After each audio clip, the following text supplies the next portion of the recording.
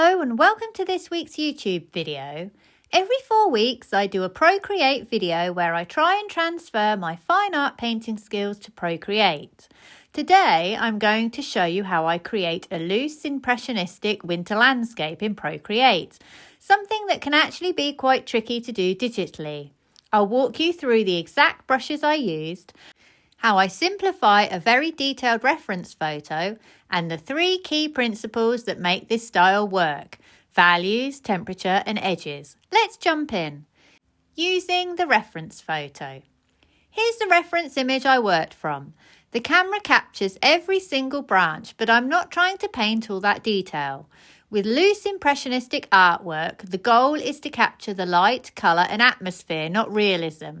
For this scene, I'm really focusing on the feeling of light streaming through the trees, which means paying close attention to the values, temperatures and edges. Brushes and setup in Procreate. The brushes I used in this painting were Turpentine, wet acrylic, Stucco, soft pastel and Nikko Rull.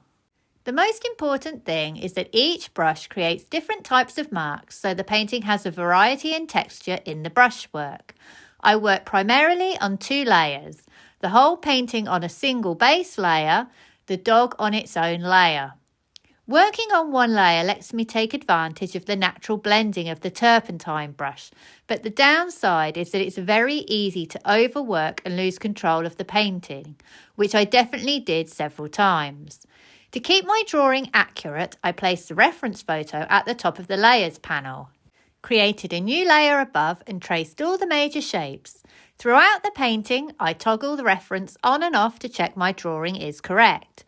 This will allow you to be loose with your painting without worrying about destroying your drawing. If you want to practice your drawing, then just do it freehand. Key principle number 1, values. For your values, I am referring to a scale of 1 to 10. 1 is white and 10 is black. Everything else in between is in grayscale. When I convert the reference photo to black and white, you can see that almost all the tree areas share very similar values, mostly around 5, 6 and 7. The snow is slightly lighter, around 2, 3, 4, but it is still within a narrow value range. I'm not working with big value shifts. I need to stay within these bands for the painting to work.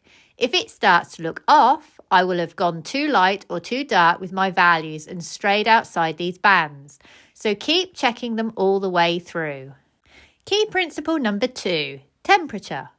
Because the values are so close together, temperature becomes incredibly important. My warm areas of reds, oranges, yellows, warm purples will be the sunlit areas.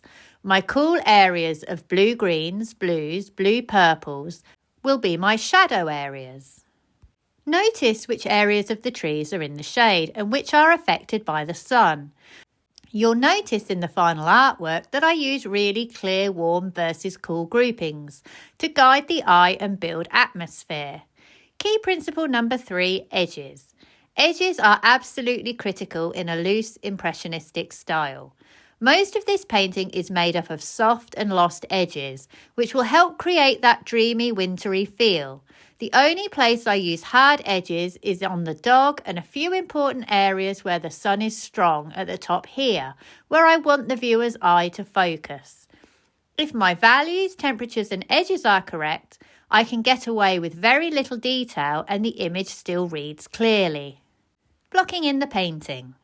I start with a basic block-in using the wet acrylic and stucco brushes. I'm not thinking about detail at this stage, only big shapes of value and temperature. My brushes are set at around 80% opacity.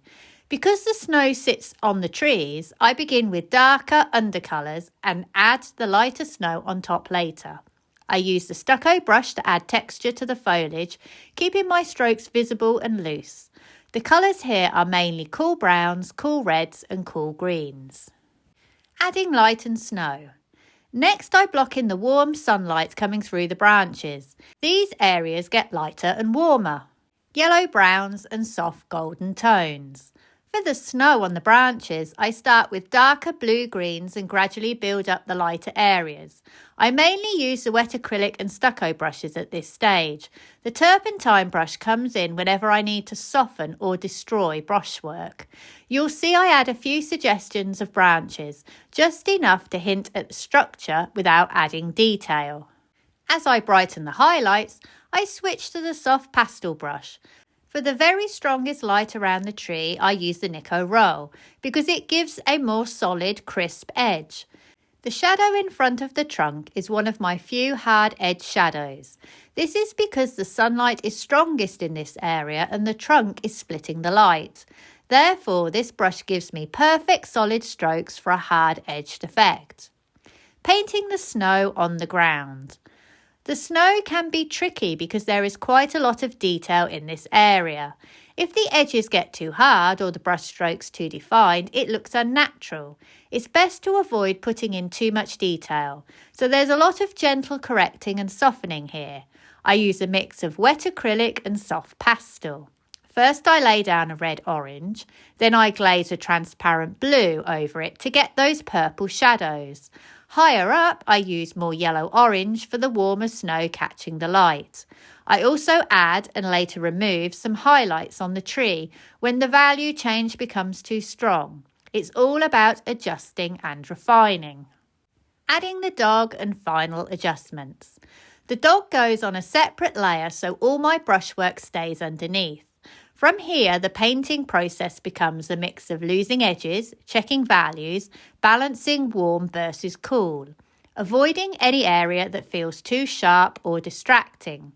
I definitely overworked the painting for a while.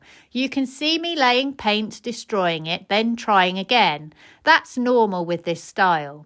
Whenever something looks off, the problem is almost always values. It's easy to accidentally go too light or too dark and step outside those narrow value ranges. To finish, I use the turpentine brush to rough things up with a few big strokes. I do about 5 of these, each very deliberate. If I don't like one, I simply undo and try again.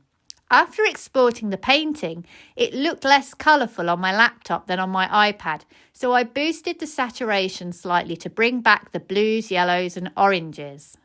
Brushwork. Finally, I just wanted to say something about my brushwork. I am consistently swapping between my brushes. Which one I select depends on what edge I want to achieve. For a harder edge and more solid paint, I will use the Nikko Rull.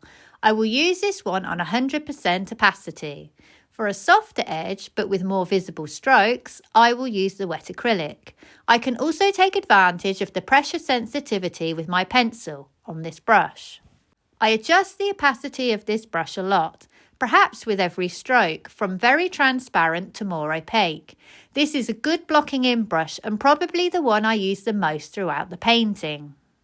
For my lost edges, I will use the soft pastel brush. I tend to use this on 100% opacity, but use the pressure sensitivity of the pencil to control the transparency. This brush is very good for those very soft shadows, where I want my colours to blend a little better. Also, the brush has a bit of texture, so that adds a bit of variety too. For the textured areas in my trees, I use the Stucco. This gives me quite a gritty stroke, especially if I use it at a high opacity and in larger block strokes. It's a good blocking in brush for this area. I use the turpentine brush as a way to destroy my strokes. This brush is particularly good when you have overworked an area and you just want to rough it up. You need to use it really thoughtfully and intentionally though. And that's the full process behind this loose impressionistic winter landscape in Procreate. I hope my breakdown of values, temperature and edges helps you in your own digital paintings and encourages you to have a go at your own winter landscape.